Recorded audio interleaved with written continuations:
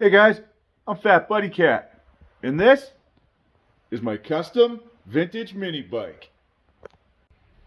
Origami class is all over. I'm gonna get to switching in the kitchen because today's menu is all about that sweet, sweet cyborg meat. I just transferred my pieces onto a piece of steel. Grassroots stuff, guys. Outside, I just clamped it to my bench, grabbed some safety gear. I'm gonna let Big Herc do his thing. Alright, I'm running out of daylight, so I went ahead and got these welded in. But I haven't ground anything yet.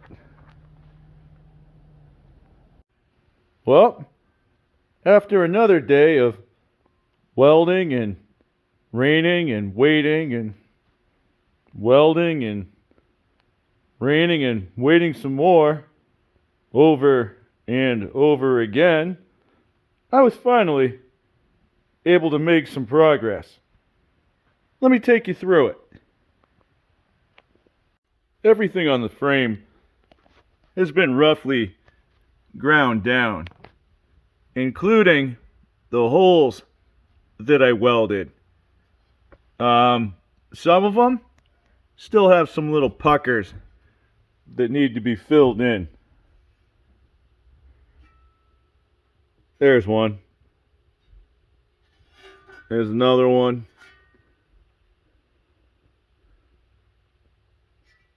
You see where I'm going with this?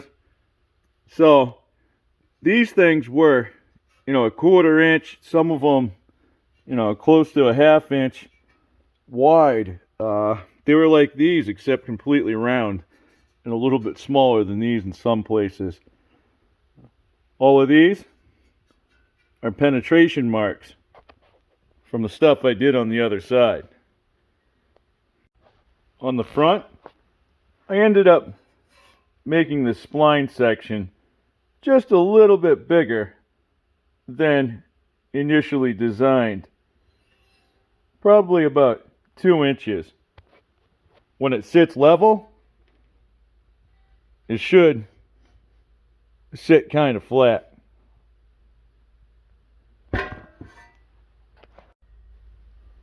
Just below that, we have the new foot peg mount. Guys, it's not going to be that crazy long.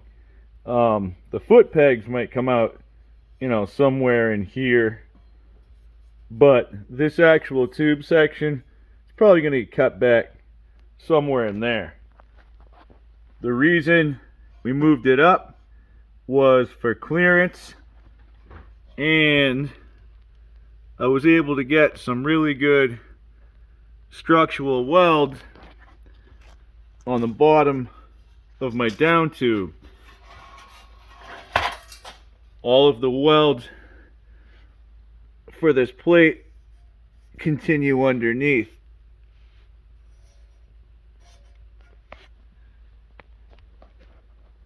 Pretty strong. Opposite the foot peg section is this new rear section. And what this is support for the frame. Alright, lateral support, as well as a new brace, since I opened all of this right up. That gives us more room for the jack shaft. And just above that is this new rear section. This is 1/8 inch steel.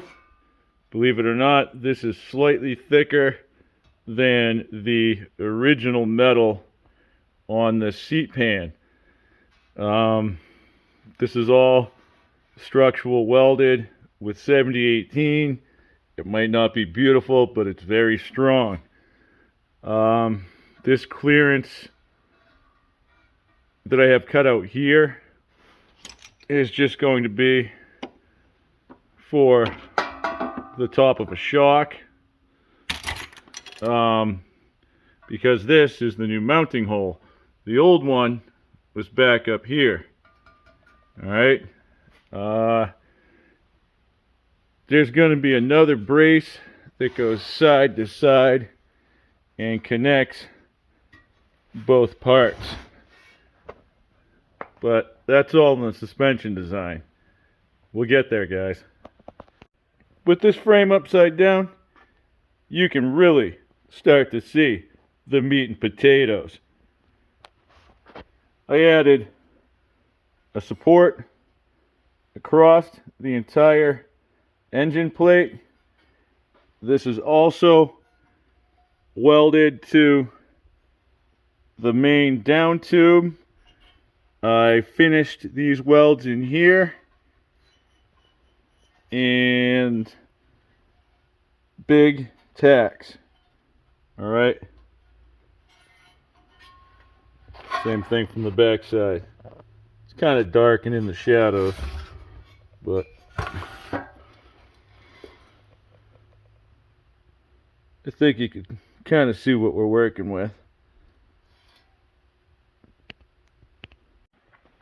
And the bottom of the seat pan is the same but a little bit different. We added this brace here, extended this part of the frame. I looked at doing this with a piece of tube. The problem is it doesn't really come back flat where the seat pan is. There's a transition in the bike. You can kind of see it right here. If you look, those old bearings out of the way, at this space underneath. Alright, it's kind of like a triangle arc, right? So the end of this tube here kind of flares up. So if you continued it, it would draw away from the seat pan. I just slapped a piece of angle iron on its side, cut an angle to meet the angle that they cut that tube off at, and slap some 7018 in there. It's not too bad. Made sure to build it up under here too. The next thing I'm going to have to work on is going to be figuring out this jack shaft and this rear swing arm. That means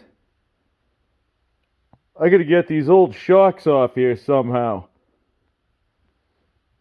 Oh boy. This ought to be fun. Be sure to stay tuned, guys. This is going to take a lot of parts and help from some of my really good friends. Because as always, it's a work in progress. Have a good night. Thanks for watching. Now catch you on the next one.